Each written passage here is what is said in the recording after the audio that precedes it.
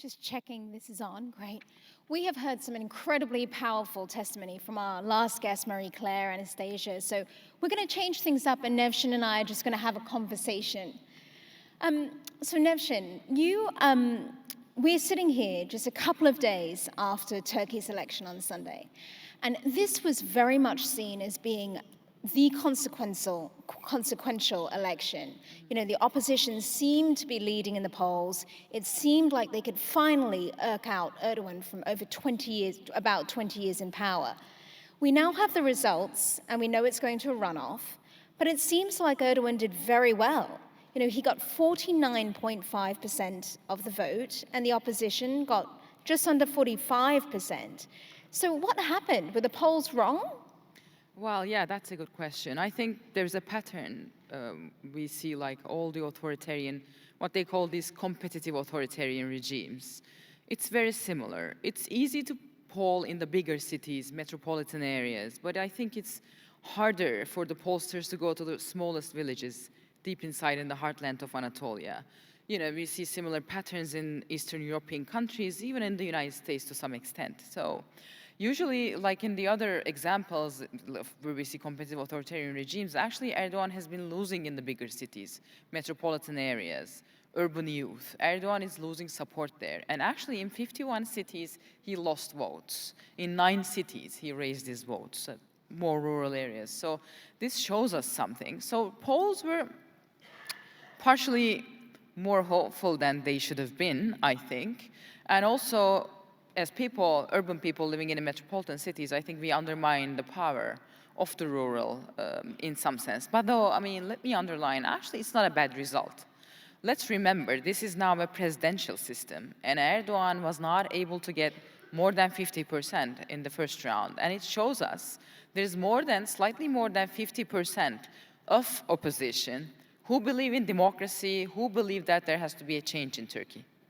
So, you know, there's been criticism because Twitter was, had blocked certain content that was critical of the government. Obviously, Erdogan, there's a lot of state channels. He censors a lot of channels, as you yourself know, and we'll get into that in a moment. How much of a factor do you think that was? It is a huge factor, of course. Turkish elections are fair. Actually, OSCE just released a report about the Turkish elections they were overseeing. So according to their report, yes, Turkey had free elections, but it's partially fair. So Turkey switched to this Turkish-style presidential system in 2018, which means there is almost no checks and balances. So it's Mr. Erdogan, he's controlling everything and he's controlling the media. The state media, TRT, is under the heavy influence of the government. He's in cahoots with some business people in Turkey. They feed each other and he gives some state bids to some business people and in return asks them to buy some media to support him basically. So he has a really strong media. But on the other hand, we have a staunch opposition media also, much smaller, but like they're talking for the opposition. So basically it's a very, very polarized society and very polarized media. But you know what, if you're like a simple person in the heartland of Anatolia, I mean me, I'm a journalist, that's my job. Most of you guys, you're activists. You're like on Twitter all the time, I think. You're checking news all the time.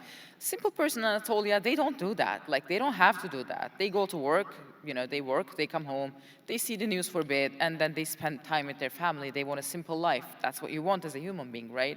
You can not deal with problems all the time. So that's what they get from the state TV. They don't even get to hear what the opposition says. They only see Erdogan and how he accuses the opposition. So that's how they're fed. So as Turkey, I always say, we're going through like a political science 101 class, which is like, why cannot you have a healthy democracy without free media, basically? So, Well, so at the moment, the runoff is set for May 28th. And it seems that the ultra-nationalist candidate, so Sinan Ogan, he got about 5% of the vote. Mm-hmm. And so now both Erdogan and Kılıçdaroğlu, the main opposition, they're both vying for this 5%, and he could endorse either candidate. So he's playing this kind of kingmaker. What do you think is going to happen? That's a good question. Sinan Oğan is he's a surprise. He's coming from a very, very nationalist, even rather racist background, actually. So he gets now 5%. Most of people who vote for him are young people. Actually, that's another pattern that we see all around the world. He looks like this anti-system, system fighter person. So he gets the reactionary vote from the young people. He used this anti-refugee rhetoric. That's going to be the biggest issue in Turkey, because after the civil war in Syria and also Afghanistan, nearly 10 million people have fled to Turkey, and Turkey has this agreement with the EU. So EU pays Turkey to keep refugees in Turkey.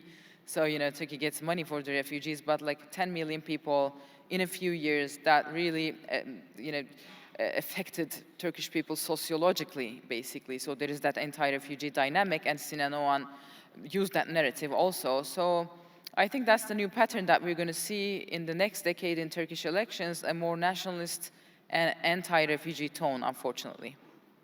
Which is worrying. So, Erdogan's been in power for 20 years. He came to power as prime minister first in 2003. He was seen as a liberal reformist. He was pro-West. He was trying to join the EU.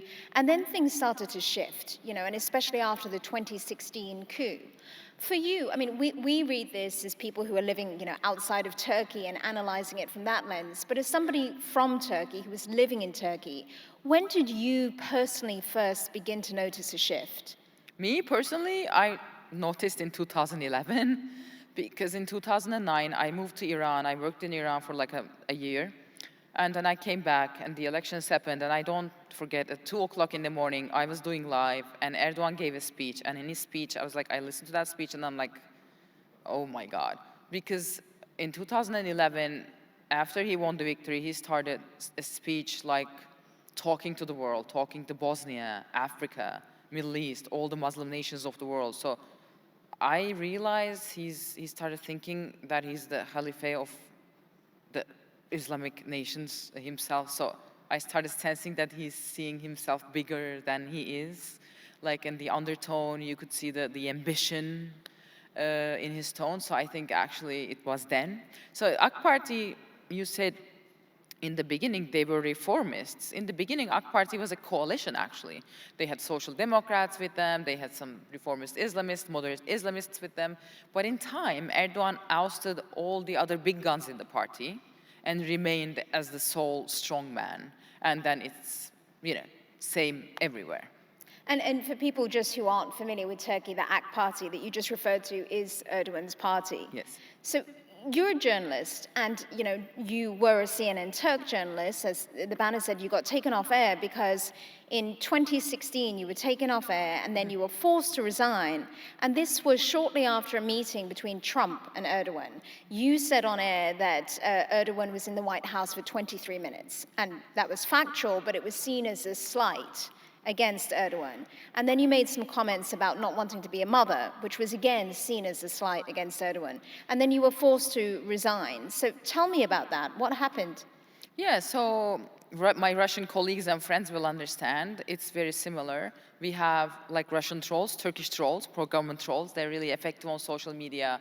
They start tweeting, they change the social narrative, they change the social, basically, discussion, they affect that. And these pro-government trolls have been attacking me for like a good chunk of time. And actually they spread some disinformation about me, misinformation about me. Some people basically went complaint to the court. I had to testify several times and this and that. So it was a pattern. It did not happen in one day. And as you said, I was reporting on Trump-Erdogan meeting and I said it only lasted 23 minutes, which was factual, but then Erdogan got really offended because he wanted to present that meeting like it was really long. Trump loved him and he's best buddies with Trump. They're both strong leaders, whatnot. So he wanted to present as such. And since I said it was a short meeting, he was furious, and then he, through people, contacted my boss, and my boss called me, and he said he cannot work with me anymore. We had a deal. I had to leave. That's it. But you know what? It's better than being jailed. Being fired is okay. I managed to find another way. Now I have my own YouTube, and digital media is bigger in Turkey. See, that's what happens. We were talking about this media freedom. Now, since the conventional media is really polarized, and you cannot really hear what's happening. Whichever media you turn into, you just hear one party's point of view. So more and more people turn to digital media, like YouTube is big in Turkey. Most people turn to YouTube to watch the news, to get some information, also Twitter, especially metropolitan urban young people. So I am doing on my own YouTube, trying to, survive, basically. So that's what happened. But I was lucky, actually, to be honest, because I had colleagues who were jailed. They had to, spend some years in jail. That really devastates a person and their families. So to be honest, I was one of the lucky ones. But it's really interesting to me because you're an example of why people think Erdogan is an autocrat, because you were taken off air. It's an example of censorship. There is no media freedom. But then you have a YouTube channel which is very critical of Erdogan. You have over 500,000 followers. And Erdogan's supporters say, see, she's an example of why we're a free democratic society because she's allowed to exist and be on air. Yeah. How do you respond to that? Yes, that's Erdogan model, actually. So what he cares about is basically holding his own base, which is close to like 50%. He knows he can never talk to other people. He knows he will never be able to get votes from the other side. That's kind of impossible. So he understands that, and this polarization works for him. And he realizes me and people like me, we just talk to the opposition. Only people from the opposition, they watch us. Opposition voter base watch us. His people do not, they don't care about us. They don't care what we say. So we're harmless for him in a sense. But this is for today, of course. In Turkey, things change really rapidly, so I don't know what happens in a couple of months. But for now, that's what's happening. That's why I'm still outside, not in jail, and doing my work. Well, also just to point out that Turkey is the fourth most prolific jailer of journalists globally, behind Iran, China, and Myanmar. And that's according to the Committee to Protect Journalists.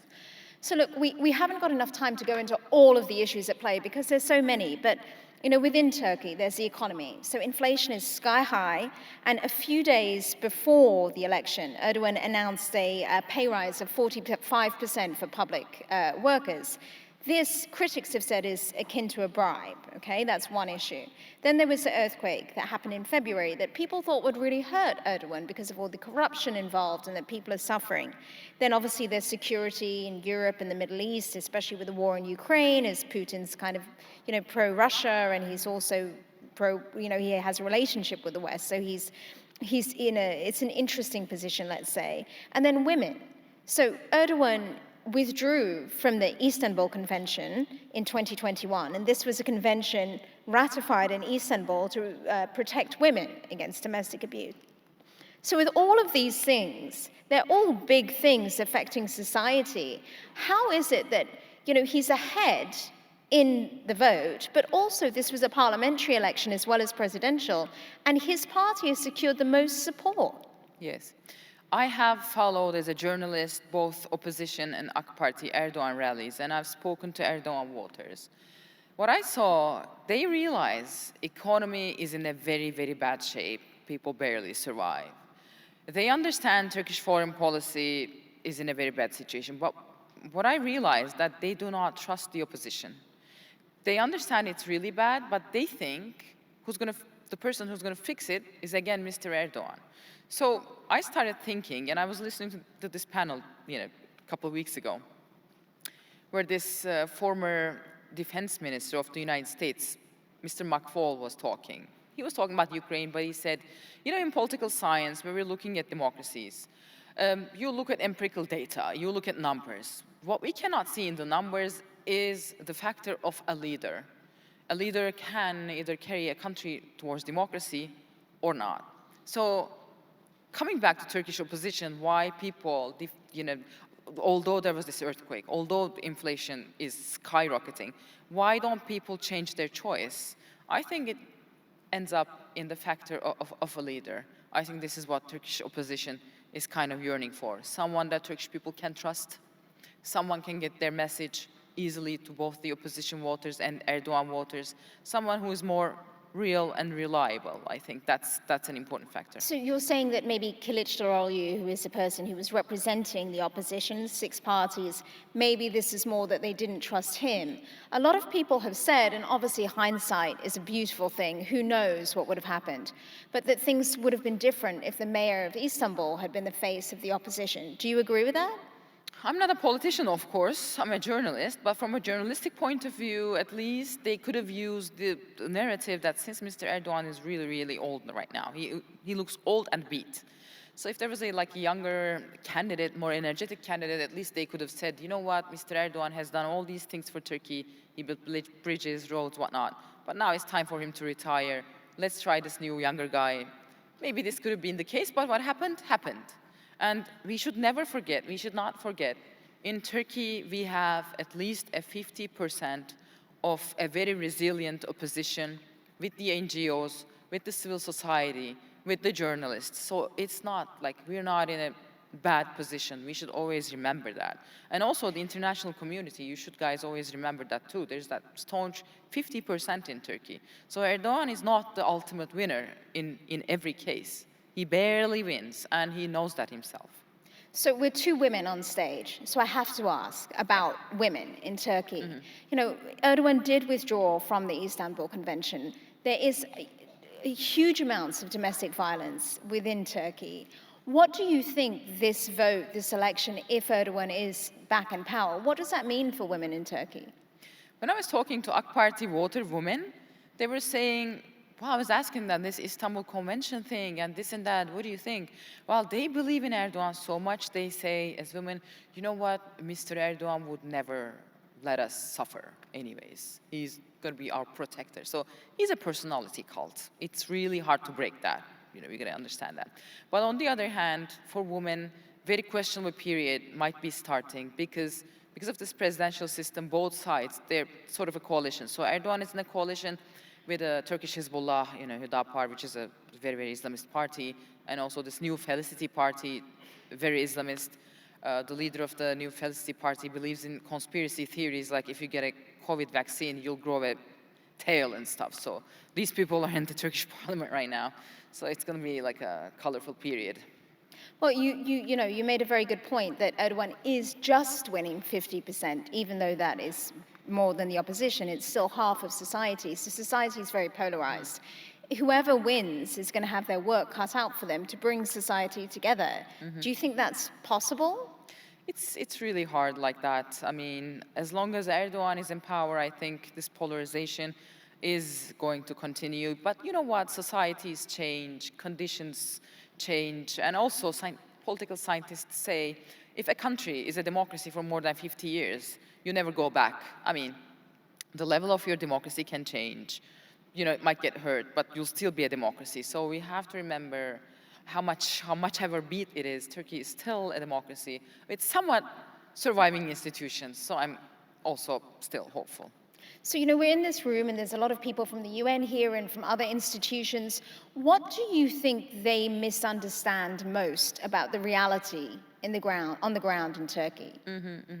I think it's hard to understand from an outsider how much of a big personality cult Mr. Erdogan is.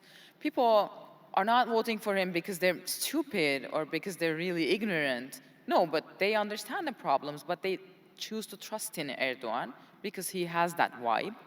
And second of all, always, you know, yes, the international community, they always tend to undermine the opposition and the anti-Erdogan society in Turkey. That's also, I think, being undermined.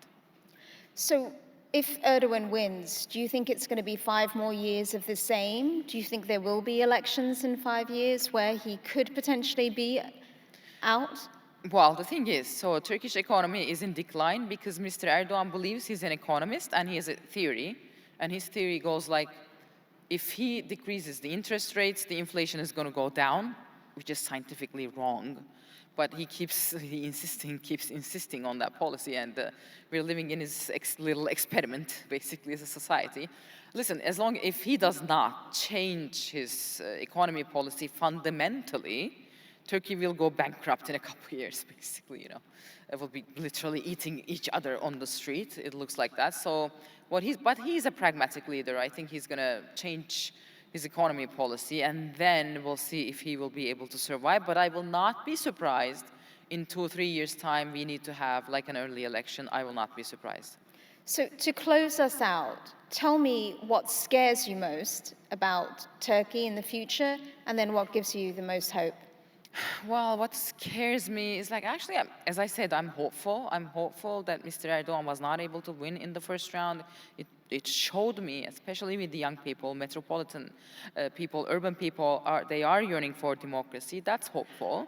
But of course, you know, I'm afraid as a woman journalist, you know, for my, in a sense, personal future. And I'm afraid for women of Turkey.